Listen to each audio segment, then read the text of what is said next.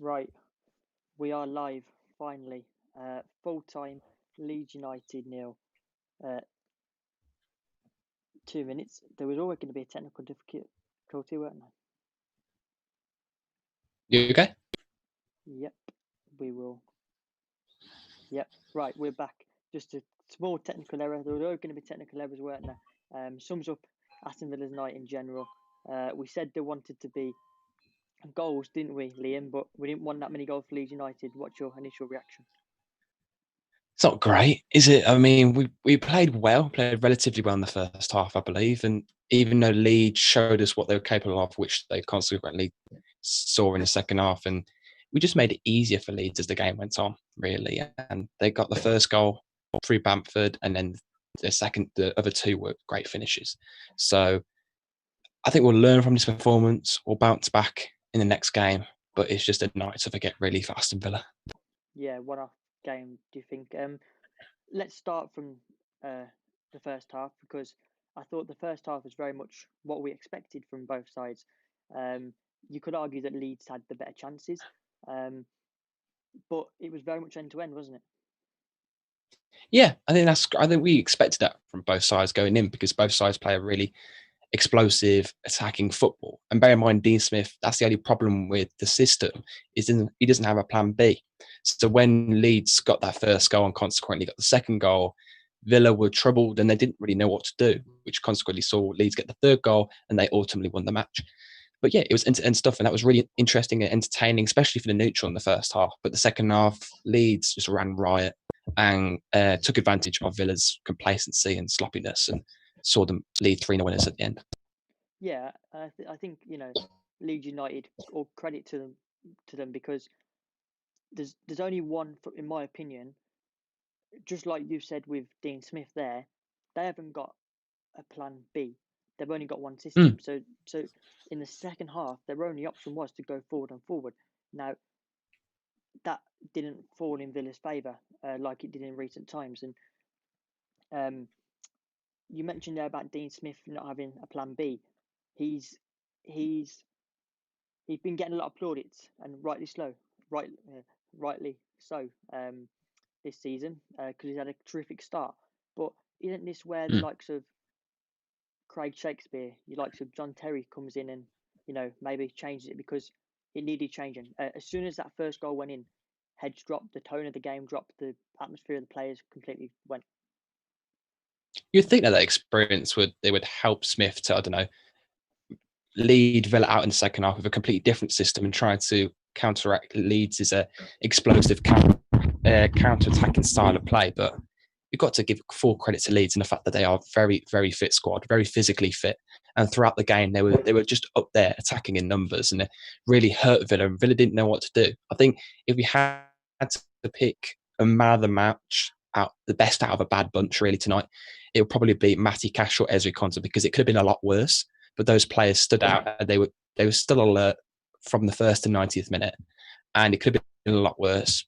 But like you said, you have to give full credit to Leeds United, and you just hope then the next game that we can go forth and win that one and consequently build our place up and up in the table and secure, as we were talking about earlier, secure our place in the top half because that's really where we want to be finishing. Yeah, guys, if you are in on the stream, I don't know how many of you are in. I haven't got the numbers. Do put your comments down below, your thoughts on that performance and where Aston Villa go from here. I do want to get as many of you involved. You mentioned about Matty Cash there. Now, I thought one big problem tonight was that left side completely. Harrison just Us, torn, yeah, torn him apart. yeah. And that's the worry, really, because Matty Cash is such a good player. He's very good defensively. And if he's going to be so isolated, and Harrison and Costa, all these wingers, they really took advantage of that space that they had. And Target was another man who fell short of his defensive duties. I think there's certain moments at the end where Helder Costa got hold of the ball and saw advantages to take it into the box and play it to Bamford. And that saw Bamford get those 2 goals. So I think if Villa just need to be a bit more defensively wise, need to strengthen in that area and just, I don't know, John Terry needs to help out a little bit more potentially.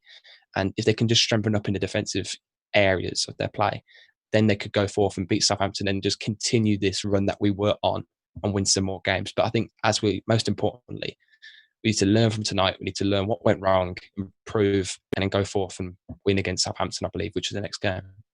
Yeah, correct. Southampton is the next game. Let's talk about the second half.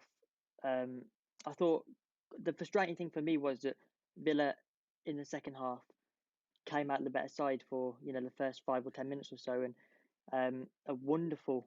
I mean, if that went in, a wonderful self-lead dribble by Jack Grealish. Yeah. He just takes it too far. Great save by the keeper, but then that brought a number of corners. Ezri Konza hit narrowly missed out, was it, or was it great save by the goalkeeper? Great save by the goalkeeper. Good save by the goalkeeper, parried it away. Yeah, and that was a frustrating part because there was two very good chances there. But then Prime Leeds United, that I'm sure Villa would have studied very well, but Prime Leeds United on the counter attack. Patrick Bamford. Villa fans will be moaning at me because I put in my my match preview on my article that Patrick Bamford was the one to watch. So they'll be moaning at me because I've jinxed it all. But Patrick Bamford's first goal, I mean, he did what a natural striker at this level should do, didn't he? He waits for the anticipation for Martinez to parry it. But from our end, you could argue that Mings should be on him. Yeah, but it's such a tense situation. Martinez is there, he parried it away. And yes, as a defender, I play as a defender myself, not to their ability, but you would think that he may be by that post ready for that tap in. But people were doubting about Bamford if he was ready for the Premier League. And he's proved them all wrong, really. He's been very good. He was very efficient tonight. And questions about his antics will be, I don't know, I think we'll talk about a certain instance in a minute, Jude, about him with the penalty incident with Mings that was thankfully disallowed. But nevertheless, he's a great striker. He's a great clinical finisher, and his finishes, even though he had a lot of chances in the first half, he consequently got those finishes in the second half and saw Leeds, and he was a vital part of that winning team. Yeah, you mentioned yourself being a defender there. See, I'm a striker at number 9, and I would have missed that even from that yard, even though it was a sitter. I'm sure not. Yeah, let's talk about the Tyrone Mings incident. We mentioned earlier on that when that first goal went in, the whole tone of the game changed, didn't it? Grealish was frustrated for majority of the match, wasn't he? Tyrone Mings, I mean, you look at it and you can understand why. I can understand both points of views. Mings, he's got a past history, hasn't he, Patrick Bamford, with diving, and you can understand his point of view. But it's a sticky situation. What's your thoughts? I think for a man who's so talented as an attacking player, he just doesn't need to do that. And he's shown that later on in the game, he has the ability to put away some great chances in the top corner, beating Martinez, who had no chance whatsoever. But he just doesn't need to do that. In fairness, Mings shouldn't have reacted in the way he did, and thankfully he wasn't carded for that. But it's just, like you said, as they scored that first goal, that it's almost like Villa forgot how to lose. We've been on such a good run. We've been such a good run beating the likes of Leicester, Liverpool, etc. And we just forgot how to lose. And we didn't know how to, I don't know, the tactics and our formation just went out the door, went out the roof completely. We just didn't know what to do. So hopefully we're more defensively structured, more organised come Southampton game, because that was a big fault for tonight. Yeah. Ryan McKnone, great contributor to the Up Liver podcast. Great goals, but my God, that guy boils my blood. No need to act like that. Yeah, totally my thoughts. And I took me back to the incident back in April, but we won't talk about that. The second goal, just a wonder strike from Patrick Bamford. I don't think there's really much else to say, and just speaks about his quality on the big stage in the Premier League. He's a great player, and we have it in Watkins now, which we lacked last season. That number 9, the guy who could finish our chances, and Leeds do have that. They're lucky to have a player like Rodrigo as well, who's a foreign talent and can play in those attacking areas. But Bamford's a great player, but it's just a bit frustrating. It's frustrating watching from afar that he just doesn't need. I think Ryan's completely right. He just doesn't need to do that. He doesn't need to play up to the camera. He doesn't need to dive. He doesn't need to act like that because he's such a great finisher. He's such a great footballer, and most importantly, like we said, he's a vital part of this lead squad going forward. Yeah, you mentioned Ollie Watkins there. Wasn't his night tonight, but it weren't any of our players' night, and he didn't get the service up top. But where does Ollie Watkins go from here? Because obviously he's our talisman, he's our number 9, he's our striker, and we wanted to get on the score sheet. I think you're right. You're completely right in saying that it just wasn't our night in general, and our attacking players as well as some of our defensive players who just, as soon as, like we said, as soon as we conceded that first goal, we looked all over the place. So we just couldn't maintain that continual attacks like we did against Leicester and Liverpool. We just continually on the counter attack, threatening their defence. So we just couldn't do that. It's frustrating because we have that talent. We have the talent in abundance, and we have the ability to score many goals this season due to the additions of Barkley and Watkins, as he said. But I believe it's a one-off. I don't think we need to. I mean, we won 4 games in a row before this, so it's a great start to the season, nevertheless. And I think tonight's just a blip. It's a game off, and I imagine that Watkins and the attacking force will be back at it for Southampton. Yeah, Kieran has put from YouTube, haha, good game.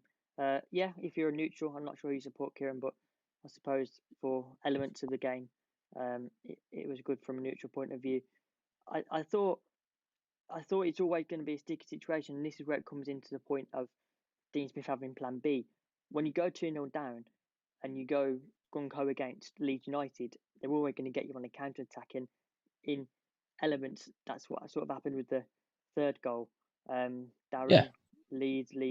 I hadn't taken long for a Leeds fan to get onto the stream. But yeah, back to the third goal. Help me out, Liam, because I've completely forgotten what the third goal was. It's just another great finish from Bamford in the top corners, and Martinez had no chance. And he's a great player all round. And Leeds are just fantastic, especially for neutral to watch tonight. We got to give full credit to them, as you said. They're attacking in numbers, and Villa just didn't know what to do. I question whether they will burn out potentially at the end of the season, but nevertheless, Bielsa's done a great job with them.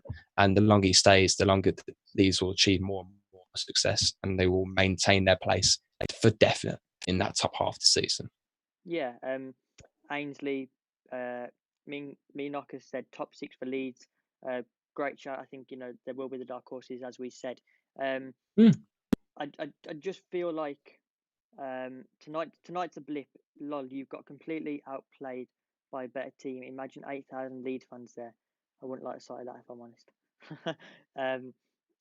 Tonight, yeah, but you've got to give credit to both sides. I think Leeds in the newly promoted side did excellent against the Villa side that have beat the Liverpool champions. That doesn't happen every day, so surely you understand the reasoning behind tonight's a blip. But we don't know where we're going to go from here, so that brings us on nicely to our next game, Southampton. I don't know if we're home or away. I believe we're away. Southampton, I mean, this is a perfect opportunity to get back on track. Dean Smith and co strike me as I don't know. How do you feel Dean Smith will react to tonight's performance, and how will he get that across to the players? I think we're fine. I think we'll honestly be fine. Leeds played with no fear, and they just were relentless tonight, and they kept attacking. And it's a great shout from one of the audience members to say that Leeds might get a top 6 because they may place in a similar position that Wolves did in their first season in the Premier League. We're going forward to the Southampton game.